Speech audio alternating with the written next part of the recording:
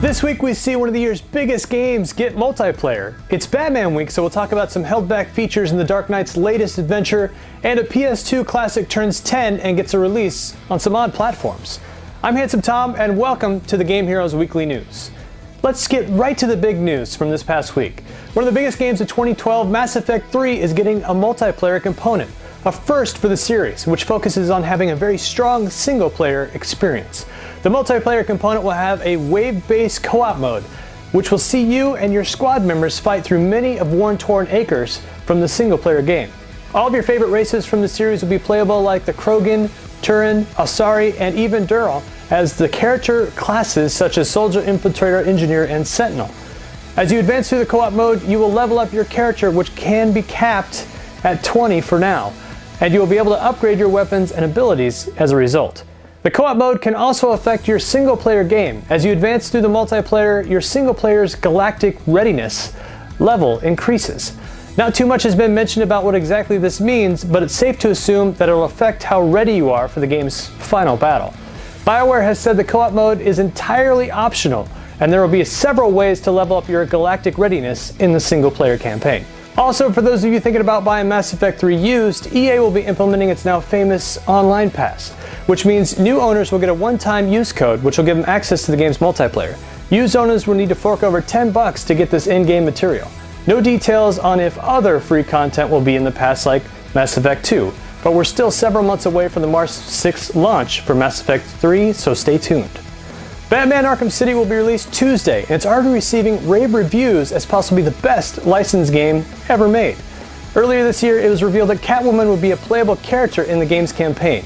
What developer Rocksteady failed to mention, though, is that Catwoman content will be reserved for players who buy the game new. That's right.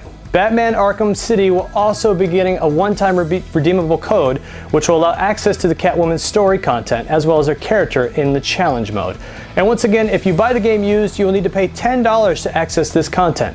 Rocksteady states that the Catwoman content isn't needed to complete Arkham City, but according to the game's reviewers, the content does expand greatly on the story, and it's just sad for those people who can't afford to buy the game new. However, according from the report from Kotaku.com, GameStop will be giving away Catwoman codes to people who buy Batman Arkham Asylum used from their stores. Codes will be printed on the back of the game's receipt. Nice to see at least someone's looking after used gamers and not holding the content hostage. In more Batman news, we reported last week that Nightwing Challenge Map DLC was on the way from Arkham City. Rocksteady and publisher Warner Brothers have since confirmed and announced a release date of November 1st at the price of 560 Microsoft points for Xbox 360, $6.99 for PS3, and this content will include the Nightwing character as well as 2 challenge maps, Wayne Manor and Main Hall.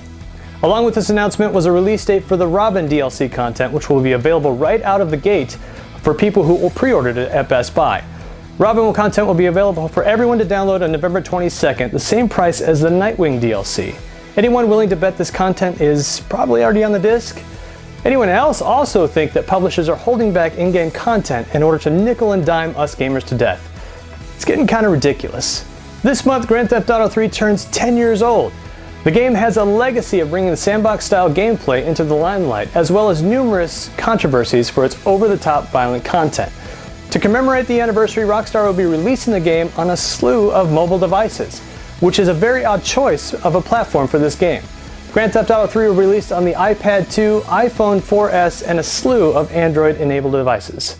To go along with the 10th anniversary, there will be a limited edition action figure released for the game's silent protagonist, Claude.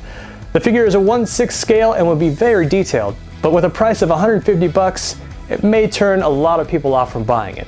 If that seems a bit steep, don't forget, Rockstar will be giving away some of these limited edition figures through its social club, but you have to enter the contest by October 16th, so get to it. Grand Theft Auto 3 will be hitting mobile devices sometime this fall. Team Bondi, developer of this summer's hit LA Noire, has officially closed its doors. Rumors have flown around for a long time about unfair work conditions within the Australian studio, as well as a very rocky relationship with its publisher, Rockstar Games. A relationship was so bad with Rockstar, they turned down future game development with Team Bondi, and then filed for administration as well as liquidation of assets. New reports state the studio still owes its employees $1 million in unpaid wages, being one studio head, Brendan McNarma. The Australian Investment Commission has since named several former employees of the Team Bondi creators to the debunked studios. The commission has been appointed to liquidate the studio's assets in order to pay off its creditors, which is in fact their employees. We wish the very best to the former Team Bondi employees and hope they get paid in full what they're owed for producing a hit game. Finally, here are this week's new releases. This Tuesday we'll see the following games hit store shelves. Batman, obviously, Arkham City, which will be available on the Xbox 360 and PS3.